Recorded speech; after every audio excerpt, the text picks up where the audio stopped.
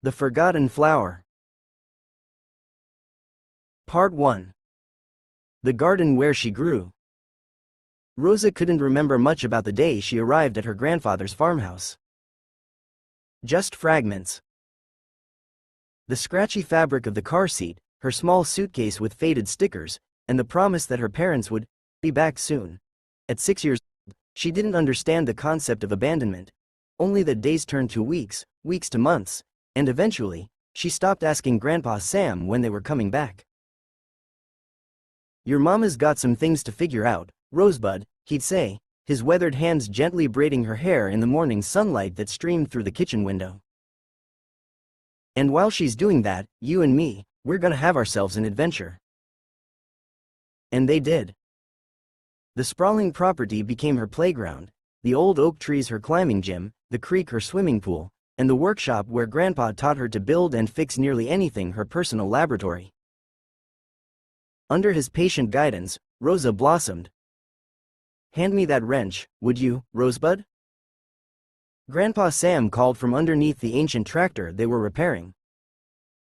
Now 29, Rosa slid the tool into his outstretched hand with practiced ease. "You know, you really should let me get under there. Your back's been acting up again."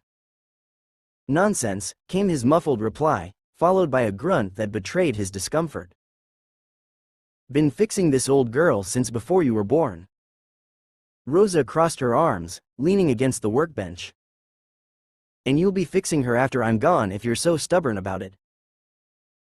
Grandpa Sam emerged, grease streaking his silvery beard, blue eyes twinkling despite the obvious pain that tightened the corners of his mouth. "Where'd you learn to be so bossy, anyway?" Quote. "Had a pretty good teacher," she quipped, helping him to his feet. As they walked back toward the house, his pace slower than it had been even a month ago, Rosa felt the familiar weight of worry settle in her chest. The doctor's words echoed in her mind. 6 months, maybe less, but Grandpa had forbidden her from wasting time being sad about what can't be changed. "Got a call yesterday," he said casually as they reached the porch steps. "Yeah? From who?" Quote. "Your mother." Rosa froze, her hand gripping the porch railing. It had been nearly 7 years since the last awkward phone call, her college graduation, which neither parent had attended. What did she want? Rosa tried to keep her face neutral, but 23 years of learned endurance couldn't completely mask the hurt. "They're struggling, your parents. Got themselves 3 kids now." 3? Rosa couldn't hide her surprise. Half-siblings she'd never met. Sounds like they could use some help. Grandpa settled into his favorite rocking chair with a sigh. "They want to come visit." Rosa felt a cold dread washing over her. "Here?" Quote. "It's still their family home too, Rosebud." His eyes were gentle but firm. "And I'd like to meet my other grandchildren before I go. But after everything." "Sometimes," he interrupted softly, "you've got to water even the plants that forgot to bloom when they should have. Just to see what might grow." Part 2. The Return. They arrived on a Tuesday. A dusty minivan pulled into the long gravel driveway, looking out of place against the pastoral backdrop. Rosa watched from the kitchen window, arms crossed tightly across her chest, as if holding herself together. Her mother, Elizabeth, emerged first, hair now streaked with gray but with the same hurried movements Rosa vaguely remembered. Her father, James, looked thinner than in her memories, his once confident stance now slightly stooped. And then, one by one, 3 children tumbled out of the vehicle, blinking in the bright countryside sunlight. "You don't have to play happy families," Grandpa Sam said, coming to stand beside her. "Just be yourself." Rosa nodded, swallowing the lump in her throat. "I'm doing this for you. Do it for yourself too. Knowledge is never wasted, even when it's about people who've hurt you." The knock came tentatively. Rosa opened the door, coming face to face with the woman who had left her behind. "Rosa," Elizabeth's voice cracked. "You're so grown up." "That tends to happen in 23 years, Rosa replied, unable to keep the edge from her voice. An uncomfortable silence followed until Grandpa Sam stepped forward. "Well, don't leave them standing on the porch, Rosebud. Where are your manners?" Quote. The three children, 2 boys and a girl, stood partially hidden behind their parents. The eldest, a boy of about 15, had Rosa's same analytical gaze. The girl, maybe 12, clutched a worn sketchbook. The youngest boy, no more than 9, was examining the porch's wooden structure with unusual interest. "These are your brothers and sister," Elizabeth said, her voice tinged with something Rosa couldn't quite identify. Hope? Desperation? Noah, Lily, and Max. Noah stepped forward first, extending his hand formally. "It's nice to meet you. Mom and Dad have told us about you." "Have they now?" Rosa raised an eyebrow, shaking his hand. "I'd be interested to hear what they said." "That you're very smart," Lily offered quietly. "And that you live with Grandpa on his farm." "And that you can fix anything," Max added, his eyes wide. "Is it true you built a robot that feeds the chickens?" Quote. Despite herself, Rosa felt the corner of her mouth tug upward. "It's more of an automated feeding system, but yes." "That's so cool," Max exclaimed. "Can I see it?" "I've been trying to build something similar for our hamsters, but Mom and Dad say it's a waste of time." Elizabeth shifted uncomfortably. "Max, let's not bother your sister with." "It's not a bother," Rosa interrupted, surprised by her own defensiveness of the boy. "I'd be happy to show you, Max. After dinner, maybe?" Quote. The smile that lit up his face was so genuine it caught Rosa off guard. Dinner was a tense affair of stilted conversation and avoided gazes, until Lily tentatively showed Rosa her sketchbook, pages filled with remarkably skilled drawings of inventive machines and structures. "These are incredible," Rosa said honestly, flipping through the pages. "Is this a rainwater collection system?" Quote. Lily nodded, a flash of pride crossing her face. "With a filtration component. I wanted to build it, but we don't have the space or resources for her projects," James finally spoke up. "Or Noah's chemistry experiments, or Max's contraptions. We live in a small apartment." "That's not the only reason," Noah muttered. "What was that?" James snapped. "Nothing, sir," Noah replied, eyes down. Rosa caught Grandpa Sam watching the interaction, a knowing sadness in his eyes. Later that night, after showing Max the chicken feeding system, to his absolute delight, Rosa found herself sitting on the porch with her grandfather, the familiar symphony of crickets their background music. "You see it, don't you?" he asked quietly. "They're like me," Rosa whispered, the realization still settling in her chest. "They're exactly like me. Smart as whips, full of ideas, hearts bigger than they know what to do with," Grandpa nodded. "And your parents still don't know what to do with that," Rosa finished. "Why did they have more children if they couldn't handle me?" Quote. Grandpa sighed, looking out at the darkened fields. "Some people keep trying, hoping they'll get it right eventually. Not realizing the children weren't the problem to begin with." "What are they really doing here, Grandpa? After all this time?" Quote. He was quiet for a long moment. "They're in financial trouble. Your father's business failed again.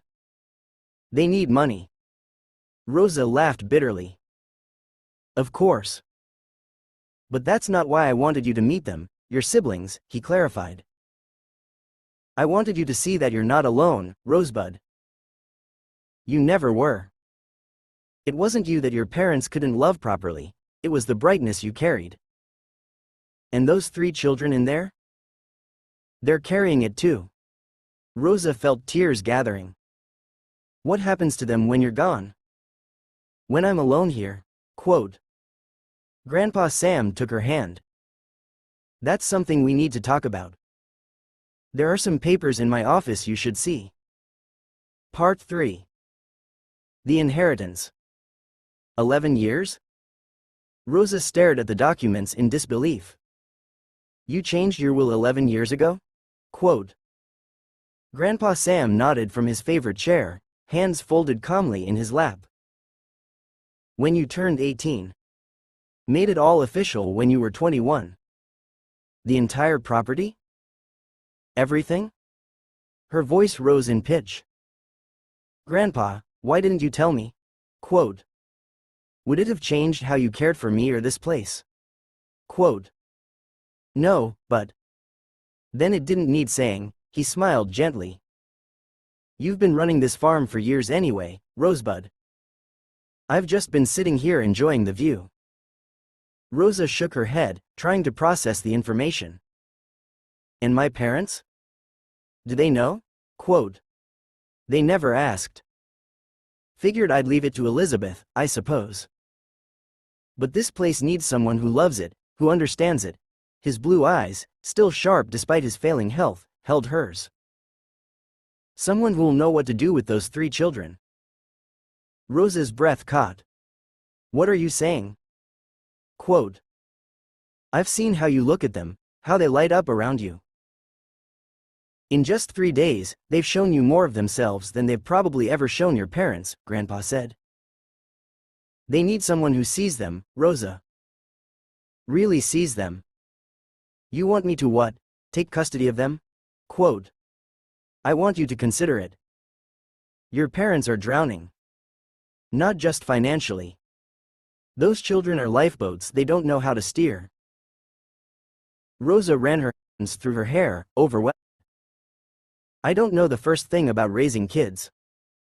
Seems to me you turned out just fine, Grandpa winked. And you'd have this place.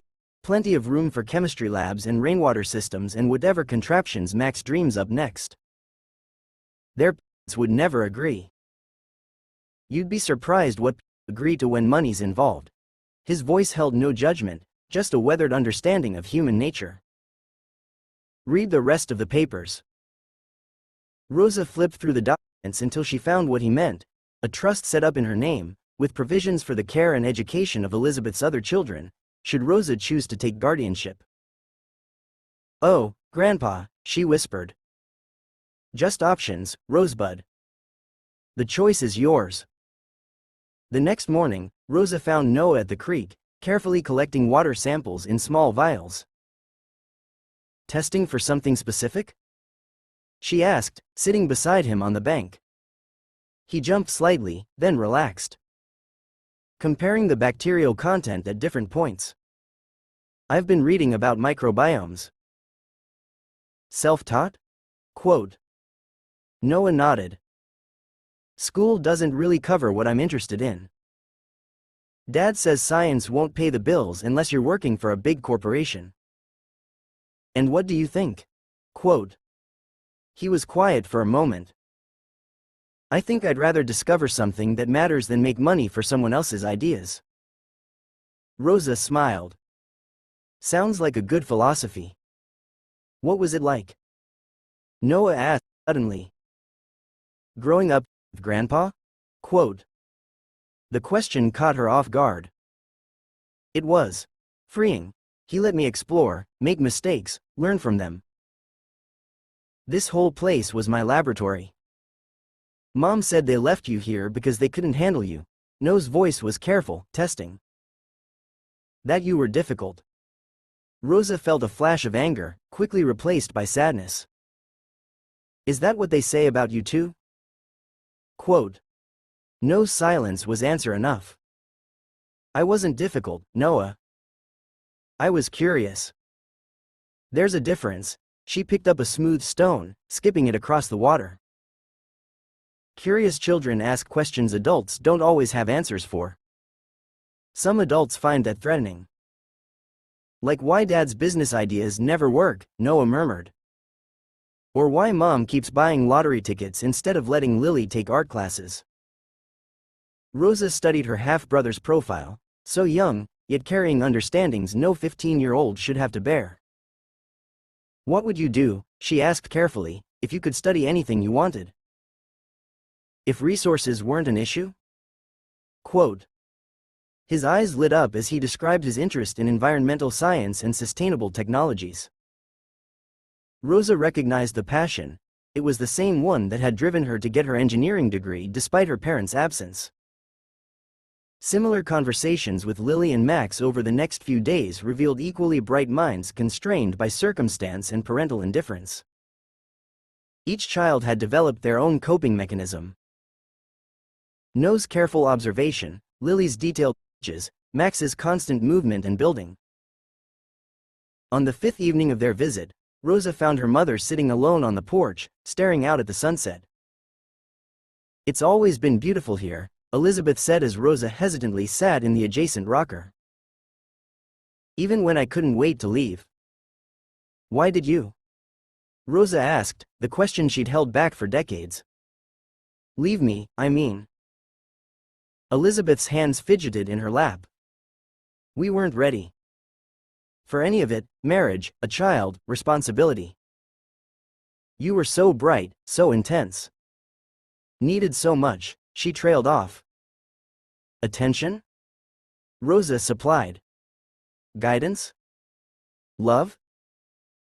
Quote. Your father had his dreams, his schemes. I had mine.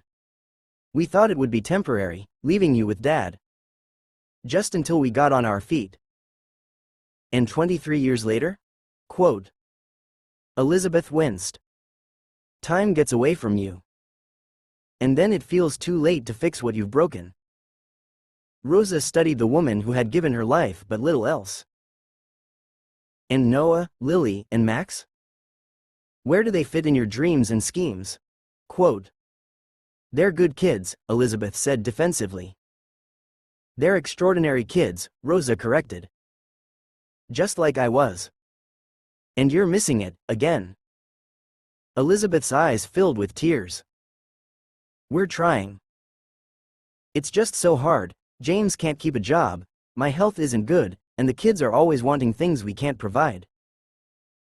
Things like support? Understanding? Space to grow? Rosa didn't bother hiding her bitterness. Why are you really here, Mom? Quote. The use of the title, one Rosa rarely employed, hung between them. Your father thought, Elizabeth hesitated. We were hoping your grandfather might help us. Financially. Just until James's new business idea takes off. Rosa almost laughed at the predictability of it. And the kids? Were they part of the strategy? Bring the grandchildren he's never met to soften him up? Quote. It's not like that, Elizabeth protested weakly. But Rosa could see in her mother's averted gaze that it was exactly like that. Grandpa's dying, Rosa said bluntly. Did you know that? Quote. Elizabeth's shock seemed genuine. No, how long? Quote. Months. Maybe weeks, Rosa stood. And I think you should know that he changed his will years ago. The farm, the business, everything, it's mine. Has been legally for years. And I have some decisions to make about the future of this family. She left her mother sitting there, mouth agape, as the sunset painted the fields gold. Part 4. The Bloom. 3 months later, Rosa stood beside Grandpa Sam's hospital bed, holding his hand as he slipped away peacefully. His last words to her had been simple.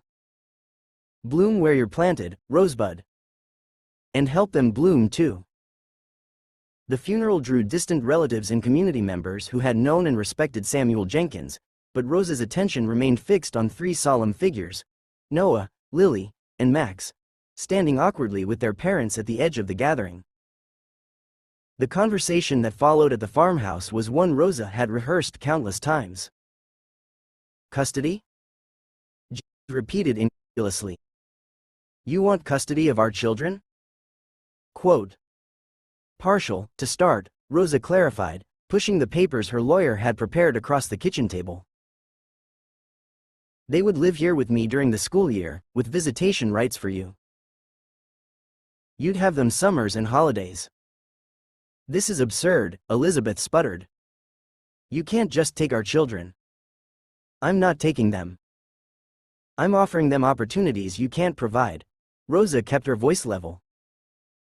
And I'm offering you financial support, with conditions. James's eyes narrowed. What kind of conditions? Quote. The trust will pay you a monthly stipend. Enough to live comfortably, but not extravagantly. In exchange, you sign these papers. You're buying our children, Elizabeth accused. No, Rosa countered. I'm investing in their futures. Something you've consistently failed to do. And if we refuse? James challenged. Rosa had prepared for this moment. Then you leave with nothing. No help, no money. And I'll still be here when they're old enough to make their own choices. The silence was deafening. Can we at least talk to them about it? Elizabeth finally asked, her voice smaller now. Rosa nodded. They should have a say. But I've already discussed the possibility with them, and I think you'll find they have strong opinions. James's face flushed. You went behind our backs to our own children? Quote. I gave them what you never gave me, a choice. Stood. They're in the workshop. I'll bring them in. She found the three siblings exactly where she expected.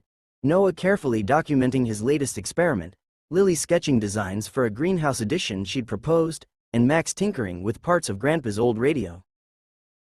They looked up simultaneously when she entered. It's time, she said softly. Noah straightened his shoulders, a gesture so reminiscent of Grandpa Sam that it made Rosa's heart ache. Are they angry? Quote. They're surprised, Rosa answered honestly. Probably scared too. Lily clutched her sketchbook to her chest. What if they say no? Quote. Then we respect their decision. For now, Rosa placed a gentle hand on the girl's shoulder. But remember what I told you, some journeys take longer than others. Max put down the screwdriver. I already know what I want. Me too, no, Lily echoed. The conversation in the kitchen unfolded like a carefully orchestrated symphony, peaceful, beautiful, and transformative all at once. Each child spoke with a clarity that clearly stunned their parents. I want to stay here, Noah stated firmly. I've accomplished more in my research during these visits than in years at home. Rosa understands what I'm trying to do. And the greenhouse project, Lily added, opening her sketchbook to show detailed plans. Rosa says we can actually build it. I've never been able to bring any of my designs to life before. Max, the youngest but perhaps the most direct, simply said, I belong here. You know I do, Mom. Elizabeth's eyes filled with tears. But we're your parents. We love you. Then prove it by letting us grow, Noah challenged, his young voice steady. You can still be part of our lives. Just not the part that keeps us small. James's face had gone through a kaleidoscope of emotions, anger, disbelief, hurt, but now settled into something resembling resignation. And the money? How much are you talking about? Quote. Rosa slid another document across the table.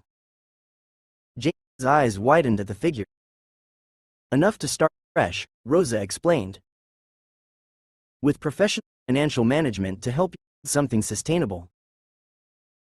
And all we have to do, give them up? Elizabeth whispered. Share them, Rosa corrected. Give them the space and resources they need, while working on becoming the parents they deserve. Who knows? In time, things might change. That night, after the papers had been signed with trembling hands and her parents had retreated to their hotel to Process. Rosa sat on the porch with her 3 siblings. The stars seemed brighter somehow, as if Grandpa Sam had rearranged them personally to celebrate. Is it really ours now? Max asked, all hand warm in hers. All of it? Quote. It's ours, Rosa confirmed. The farm, the fields, the workshop, all of it. Noah leaned against the railing, his eye on the horizon. They'll regret it someday, won't they? When they see what we become without their limitations. Maybe, Rosa admitted. But that's why we're doing this. Lily looked up from her sketchbook. Why are we doing it, then? Quote. Rosa considered the question. Because flowers don't ask permission to bloom. Because Grandpa Sam planted something in each of us that deserves sunlight. Part 5. The garden grows. 5 years passed in a blur of growth and discovery. The farmhouse expanded, literally and figuratively, to accommodate the flourishing interests of its inhabitants.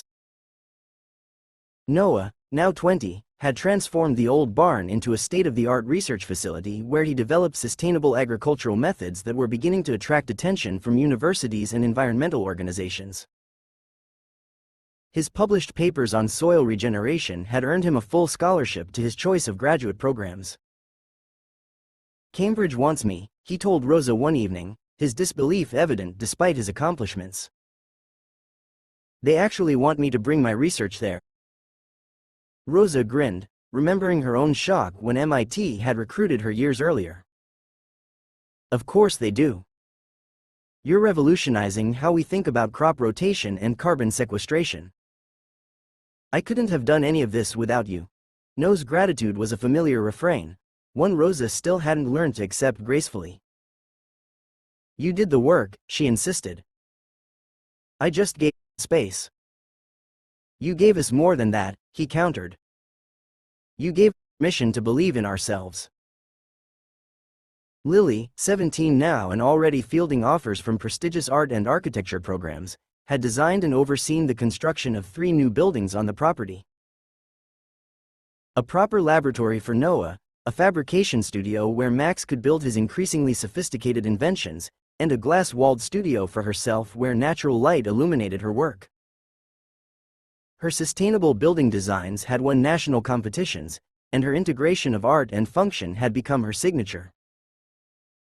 The greenhouse, her first major project, now supplied restaurants throughout the region with specialty produce, generating significant income for the farm. I got another email from Dad, Lily mentioned as she and Rosa prepared dinner. He wants to know if I'll design a house for them. Rosa raised an eyebrow. What did you tell him? Quote. That I'm booked solid through next year, Lily said with a small smile. But I could consider it after I graduate. Their parents' communication evolved from desperate requests for additional funds to awkward attempts at reconnection. The monthly stipend Rosa provided had stabilized their lives somewhat, though James still chased elusive business opportunities and Elizabeth had cycled through various jobs. Max, now 14, had perhaps undergone the most dramatic transformation. Once fidgety and distracted, he had channeled his boundless energy into mechanical innovation. His automated systems now ran much of the farm's day-to-day operations, and his first patent, an efficient water recycling mechanism inspired by Lily's original sketches, had been approved the previous year. Rosa. Max burst into the kitchen, tablet in hand. It worked. The drone pollination system works. Quote. Of course it does, Rosa laughed. You've been refining it for months. No, you don't understand, he insisted, showing her the data streams. It's working better than natural pollination in the northwest field. Crop yield is up 32% in the area. Quote. Rosa examined the results, impressed but not surprised. Max's brilliance had never been in question, only his opportunity to express it. We should document everything, she advised. Noah can help with the scientific write-up. This could be huge for regions with declining bee populations. Max beamed. I already called him. He's coming back from his conference early to help. The siblings had developed a synergy that amplified their individual talents: Noah's scientific methodology, Lily's integrative design thinking, and Max's mechanical ingenuity combined to create innovations greater than any could achieve alone. And Rosa, with her engineering background and business acumen, helped them navigate the practical aspects of bringing their ideas to the world. They had begun to attract attention. Profiles in scientific journals, features in sustainability magazines, and interest from investors became regular occurrences. The Jenkins farm was becoming known as an incubator for breakthrough ideas in sustainable living. We need to be careful, Rosa cautioned during one of their weekly family meetings. Success brings scrutiny, and scrutiny brings implications. You mean Mom and Dad might want more money, Noah translated bluntly. Rosa sighed. Among other things. The trust is protected, but public perception matters. We don't want to appear as if we've abandoned them. They abandoned you, Lily pointed out. And they would have held back forever, Max added. Maybe, Rosa acknowledged. But bitterness doesn't help us grow. Remember what Grandpa used to say? Even weeds teach us something about the soil, they finished in unison, followed by laughter. The doorbell interrupted their meeting, an unusual occurrence on the remote property. Rosa opened the door to find her parents standing awkwardly on the porch, looking both older and somehow smaller than she remembered from their last visit nearly 8 months ago. We saw the article, Elizabeth said without preamble. In National Geographic. About the farm and the innovations. And your siblings, James added. Our children. Rosa nodded cautiously. Would you like to come in? They're all here. The reunion was strained but still. The children, though they were hardly children anymore, greeted their parents with polite distance. The achievements that filled the house, awards, prototypes, publications, spoke volumes about what had flourished in their absence. We've been thinking, Elizabeth said finally, after an uncomfortable tour of the expanded property. About moving closer. Maybe helping with the business side of things. Rosa watched her siblings exchange glances. That won't be necessary, Noah said firmly. Rosa has everything handled perfectly. But we're your parents, James insisted. Surely we can contribute something. You already have, Lily said quietly. You gave us life. And then Rosa gave us the chance to live it fully. That's not fair, Elizabeth protested. We did the best we could. Did you? Max challenged, his young voice steady. Or did you do what was easiest? Quote. The conversation continued in this vein, painful truths finally spoken aloud after years of polite avoidance. Rosa watched her siblings stand their ground with a mixture of pride and sadness, proud of their strength, sad that it had been forged in the crucible of parental indifference. Later, as their parents prepared to leave, their offers of involvement firmly but respectfully declined. Rosa found herself alone with Elizabeth on the porch where so many pivotal conversations had taken place. You did what I couldn't, her mother admitted, her voice barely audible. You became the parent they needed. I just remembered what it felt like to be seen, Rosa replied. And made sure I always felt seen too. Elizabeth nodded, tears welling. I don't suppose we can ever make it right. Rosa considered this. Maybe right isn't the goal anymore. Maybe it's just about finding a way forward that honors who they've become rather than trying to claim credit for it. Can you ever forgive us? Elizabeth asked. Rosa gazed out at the land Grandpa Sam had entrusted to her, land that had now nurtured a second generation of forgotten flowers into full bloom. I forgave you years ago, she said truthfully. That's not the same as forgetting or pretending. But forgiveness was necessary for me to become who I needed to be for them. As she watched her parents' car disappear down the long driveway, Rosa felt Noah, Lily, and Max join her on the porch. They stood together, shoulders touching, a garden grown from unlikely soil. "Are you okay?" Noah asked. Rosa nodded. "Grandpa was right." "About what?" Lily wondered. Rosa smiled. "That sometimes you have to water even the plants that forgot to bloom when they should have. Not because they deserve it, but because that's what gardeners do." Max leaned against her. "We're a pretty good garden, aren't we?" Quote. Rosa wrapped her arm around his shoulders. "The very best kind. The kind that keeps growing, season after season, no matter what." As evening fell across the Jenkins farm, four brilliant minds turned their attention to their latest collaborative project, a comprehensive system for sustainable community development they plan to make open source. Their parents would read about it online, perhaps, or see it featured in another magazine. They might even recognize, finally, the extraordinary legacy their forgotten children had built, not despite their abandonment, but beyond it. And somewhere, Rosa liked to think, Grandpa Sam was watching his rosebud in the garden she tended, nodding approval as forgotten flowers continued to bloom.